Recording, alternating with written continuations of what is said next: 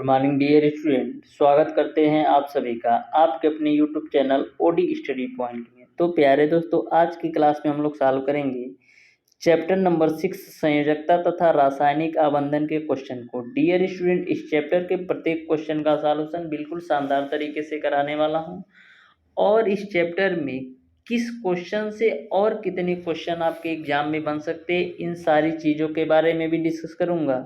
तो वीडियो को शुरू से अंत तक जरूर देखिए। सबसे पहला क्वेश्चन है डियर स्टूडेंट, संयोजकता शब्द का प्रयोग सर्वप्रथम किया था। तो संयोजकता शब्द का सर्वप्रथम प्रयोग डियर स्टूडेंट फ्रैकलैंड ने किया था, यानी कि क्वेश्चन नंबर 1 का ऑप्शन नंबर ए सही हो जाएगा। क्वेश्चन नंबर 2 आपका है, संयोजकता के इलेक्ट्रॉनिक सिद्धांत का प्रतिपादन करने वाले वैज्ञानिक थे। तो संयोजकता के इलेक्ट्रॉनिक सिद्धांत का प्रतिपादन करने वाले वैज्ञानिक कोसल एवं जीएन लुईस थे, यानी कि क्वेश्चन नंबर 2 का ऑप्शन नंबर बी सही हो जाएगा। क्वेश्चन नंबर 3 आपका है, वैद्युत संयोजक बंध होता है। तो जो आपका वैद्युत संयोजक बंध होता है वो आपका विद्युत आवेशित परमाणु या परमाणुओं के समूह से बनता है। एक एग्जाम्पल आप देख लीजिए तो आपको पूरी अच्छी तरीके से क्लियर समझ में आ जाएगा। जैसे वैद्युत संयोजक का एक एग्जाम्पल आप ले लीजिए NaCl। तो जो आपका वैद्युत संयोजकता बनता है ये आपका आवेशों के माध्यम से बनता है। जैसे NaCl हो गया, तो सोडियम का जो परमाणु क्रमांक होता है वो आपका 11 होता है, यानी कि सोडियम के बाहरी कोश में एक इलेक्ट्रॉन होता है जिसको हम Na++ के रूप में लिख सकते हैं। क्लोरीन का जो परमाणु क्रमांक होता है वो आपका 17 होता है, यानी कि क्लोरीन का जो परमाणु क्रमांक 17 होता है इलेक्ट्रॉनिक विन्यास 2, 8 और 7 के रूप में होता है। यानी कि क्लोरीन को अपना अष्टक पूरा करने के लिए एक इलेक्ट्रॉन की आवश्यकता होती है, जिसको हम Cl पर माइनस के द्वारा लिख सकते हैं। इस तरीके से आप देख सकते हैं कि NaCl के बीच जो आपका वैद्युत संयोजी बंध बना वो आपका आवेशों के माध्यम से बना, यानी कि Na+ और Cl पर माइनस के माध्यम से। इस तरीके से आप कह सकते हैं कि जो आपका वैद्युत संयोजक बंध होता है वो विद्युत आवेशित परमाणुओं या परमाणुओं के समूह से बनता है, यानी कि क्वेश्चन नंबर 3 का ऑप्शन नंबर डी सही हो जाएगा। क्वेश्चन नंबर 4 आपका है डियर स्टूडेंट, ससंयोजक बंध बनता है। तो जो आपका ससंयोजक बंध बनता है वो आपका इलेक्ट्रॉन के साझे से बनता है। जो आपका ससंयोजक बंध बनता है वो आपका इलेक्ट्रॉन के साझे से बनता है। जैसे एक एग्जांपल आप समझिए, जैसे बोला जाए CH4, तो CH4 जो आपका है वो आपका ससंयोजक बंध का उदाहरण है। जैसे कार्बन के बाहरी कोश में 4 इलेक्ट्रॉन होते हैं, तो 1, 2, 3, 4 इलेक्ट्रॉन मैंने जमा दिया। और H4 है तो यहाँ पर भी हाइड्रोजन और यहाँ पर भी हाइड्रोजन, यहाँ पर भी हाइड्रोजन और यहाँ पर भी मैंने हाइड्रोजन जमा दिया। अब हाइड्रोजन के बाहरी कोश में 1 इलेक्ट्रॉन, तो बाहरी कोश में 1 इलेक्ट्रॉन जमा दो, बाहरी कोश में 1 इलेक्ट्रॉन जमा दो, और इस भी हाइड्रोजन के बाहरी कोश में 1 इलेक्ट्रॉन आप जमा दो। अब देखिएगा आगे डियर स्टूडेंट, अब देखिएगा एक एक इलेक्ट्रॉन का साझा होगा तो यहाँ से इस तरीके से हो जाएगा। ए हाइड्रोजन 1 इलेक्ट्रॉन का साझा करेगा तो यहाँ से इस तरीके से हो जाएगा। ए हाइड्रोजन 1 इलेक्ट्रॉन का साझा करेगा तो इस तरीके से हो जाएगा। ए हाइड्रोजन 1 इलेक्ट्रॉन का साझा करेगा तो इस तरीके से हो जाएगा। अब आप देखेंगे कि जो आपका कार्बन की अष्टक है, यानी कि कार्बन जो है अष्टक को प्राप्त कर लेगा। देखिए कार्बन के पास 8 इलेक्ट्रॉन हो गए, 2 यहाँ से, 2 यहाँ से, 2 यहाँ से, 2 यहाँ से। तो इस तरीके से जो आपका ससंयोजक बंध बनता है वो आपका इलेक्ट्रॉनों के साझे से बनता है। जैसे आपने देखा कि कार्बन ने हाइड्रोजन के साथ साझा किया। इस तरीके से क्वेश्चन नंबर 5 का आपका ऑप्शन नंबर डी सही हो जाएगा। क्वेश्चन नंबर 6 आपका है, उप सहसंयोजकता में होता है। तो जो आपका उप सहसंयोजकता होता है उसमें एक परमाणु के इलेक्ट्रॉन को 2 परमाणुओं के मध्य साझेदारी होती है, यानी कि क्वेश्चन नंबर 6 का ऑप्शन नंबर डी सही हो जाएगा। क्वेश्चन नंबर 7 आपका है, मर्क्यूरस आयन का प्रतीक है। तो जो आपका मर्क्यूरस आयन होता है इसका प्रतीक आपका होता है Hg+2, जिसको आप इस तरीके से भी लिख सकते हैं, यानी कि क्वेश्चन नंबर 7 का ऑप्शन नंबर ए सही हो जाएगा। क्वेश्चन नंबर 8 आपका है, अमोनिया से अमोनियम आयन के बनने में NH3 तथा हाइड्रोजन के बीच बनने वाला बंध है। तो अमोनिया का जो सूत्र होता है वो आपका NH3 होता है, और जो अमोनियम का सूत्र होता है वो आपका होता है NH3 पर प्लस अमोनियम आयन। तो यह क्या करता है, अमोनिया जो है हाइड्रोजन से क्रिया करता है। तो इस कंडीशन में आपका उपसंयोजी बंध का उदाहरण है, यानी कि क्वेश्चन नंबर 8 का ऑप्शन नंबर बी सही हो जाएगा। क्वेश्चन नंबर 9 आपका है, डियर स्टूडेंट आप ध्यान से समझिएगा, स्वसंयोजक यौगिक जल में प्रायः, तो जो आपके स्वसंयोजी यौगिक होते हैं वह जल में प्रायः अघुलनशील होते हैं। ध्यान में रखिएगा, स्वसंयोजी यौगिक प्रायः जल में अघुलनशील होते हैं, लेकिन कार्बनिक विलायकों में विलेय होते हैं। तो ध्यान में रखिएगा, स्वसंयोजी यौगिक जल में अघुलनशील लेकिन कार्बनिक विलायकों में विलेय होते हैं। और डियर स्टूडेंट यह भी बात आपको ध्यान में रखना है कि वैद्युत संयोजी यौगिक प्रायः जल में घुलनशील होते हैं। वैद्युत संयोजी यौगिक प्रायः जल में घुलनशील होते हैं। क्वेश्चन नंबर 10 आपका है, सहसंयोजक यौगिक बहुत अधिक विलेय होते हैं, जैसा कि मैंने आपको बताया कि कार्बनिक विलायकों में। क्वेश्चन नंबर 11 आपका है, निम्न में से कौन सा सहसंयोजक अणु है। तो जो आपका सहसंयोजकता होता है उसमें आपका इलेक्ट्रॉनों के साझे से बनता है। जैसे आपको ऑप्शन नंबर ए चेक करते हैं, तो एल्युमिनियम के बाहरी कोश में कितने इलेक्ट्रॉन होते हैं, 3 इलेक्ट्रॉन। तो 1 2 और ए आपका 3, Al2 है तो 2 बार Al लिख लिया। इसके भी बाहरी कोश में आपका 3 इलेक्ट्रॉन। अब Cl6 है, तो क्लोरीन के बाहरी कोश में 7 इलेक्ट्रॉन होते हैं, यानी कि क्लोरीन को अपना अष्टक पूरा करने के लिए 1 इलेक्ट्रॉन चाहिए। तो देखो, एक क्लोरीन यहाँ लगा दिया, एक क्लोरीन यहाँ लगा दिया और एक क्लोरीन मैंने यहाँ लगा दिया। तो इसको अष्टक पूरा करना है, यानी 1 इलेक्ट्रॉन का साझा कर लेगा तो इसका अष्टक पूरा हो जाएगा।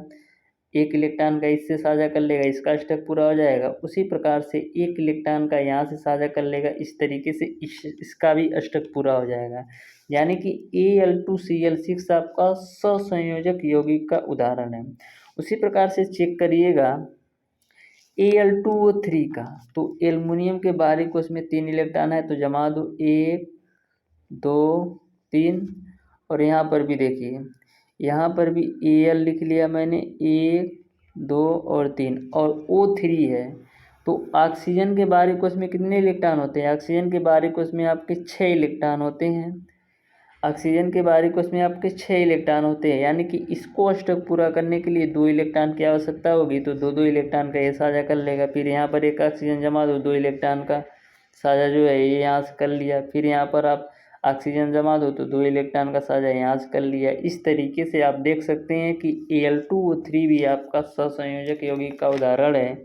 यानी कि आपका क्वेश्चन नंबर 11 का ऑप्शन नंबर डी सही हो जाएगा, कि जो आपका ऑप्शन नंबर ए है, ऑप्शन नंबर बी है और ऑप्शन नंबर सी, तीनों सहसंयोजक यौगिक के उदाहरण हैं। क्वेश्चन नंबर 12 आपका है, किसी परमाणु द्वारा 2 इलेक्ट्रॉन ग्रहण करने के बाद उस पर आवेश होगा।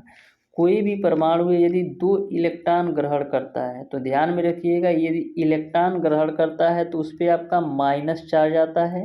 यदि आपका इलेक्ट्रॉन ग्रहण करता है तो माइनस चार्ज आता है। यदि इलेक्ट्रॉन का त्याग करता है तो उस पर पॉजिटिव चार्ज आता है। यदि इलेक्ट्रॉन ग्रहण करेगा तो निगेटिव चार्ज आएगा, और इलेक्ट्रॉन त्यागेगा तो पॉजिटिव चार्ज आएगा।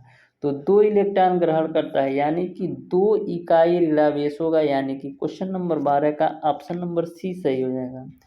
क्वेश्चन नंबर 13 आपका है, सहसंयोजक यौगिक के गलनांक और क्वथनांक वैद्युत संयोजक यौगिक की तुलना में प्रायः।